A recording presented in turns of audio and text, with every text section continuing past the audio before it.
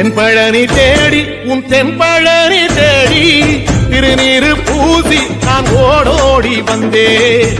திருநீரு பூசி நான் ஓடோடி வந்தேன்.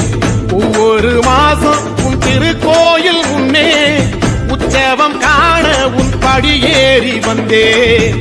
உற்சவம் காண உன் படியேறி வந்தேன். குமரேசா முருகேசா உனை தேடி வந்தேனே. அலங்காரம் அபிஷேகம் அழகாக கண்டேனே.